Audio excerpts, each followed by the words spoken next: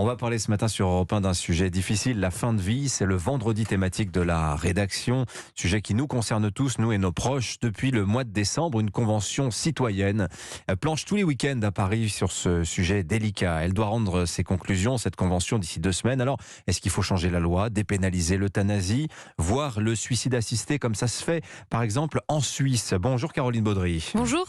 Alors vous vous êtes rendue, Caroline, à Genève. Là-bas, comme dans toute la Confédération, le suicide assisté alors n'est pas un droit, mais disons une liberté qui est tolérée depuis 1942. Alors la pratique était très marginale jusqu'aux années 2000. Elle s'est considérablement développée depuis, à l'initiative de quelques associations, et ça fait débat d'ailleurs dans le pays. Vous avez, Caroline, rencontré les membres de l'association Exit. C'est l'une des plus importantes du pays. Elle a assisté l'an dernier plus de 500 personnes dans la mort volontaire. Oui, mais à de strictes conditions. D'abord, il faut impérativement être capable de discernement pour demander le suicide assisté et puis être atteint soit d'une maladie incurable et mortelle, souvent un cancer, soit de plusieurs pathologies chroniques invalidantes liées au grand âge.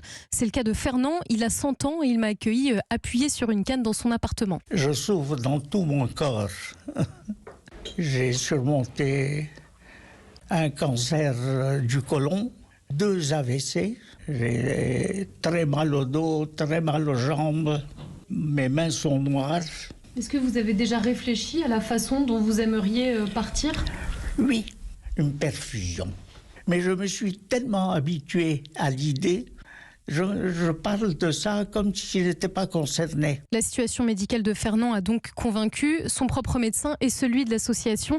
Cette double validation est indispensable. Il n'aura plus qu'à se manifester pour qu'un accompagnant d'Exit se déplace. Dominique, par exemple, cette retraitée du secteur médical, apporte ce qu'on appelle en Suisse la potion létale à des dizaines de personnes par an. C'est 15 grammes de pentobarbital. Si la personne peut boire cette potion, la personne s'endort très rapidement, tombe dans un coma, puis fait un arrêt cardiaque. Si c'est une perfusion, c'est aussi la personne qui doit activer la tubulure. On est là pour tout guider, mais pas du tout. Le geste doit toujours venir de la personne intéressée. On vient chez eux, c'est le cadeau du jour, quoi.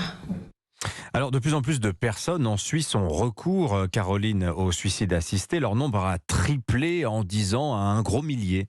Oui, et même en bonne santé, des Suisses adhèrent à l'association. Ils cotisent l'équivalent de 40 € par an pour bénéficier gratuitement de l'aide à mourir s'ils tombaient gravement malades. Le coprésident Jean-Jacques Bise accueille 3000 nouveaux membres chaque année. Il n'y a effectivement aucune raison de penser que ça va diminuer. Pour la simple et bonne raison que les gens qui adhèrent, qui ont entre 50 et 70 ans, cette génération, elle n'a fait que lutter pour faire respecter et le droit ultime, comme souvent vous le qualifiez en France, c'est celui de choisir sa manière et le moment de mourir.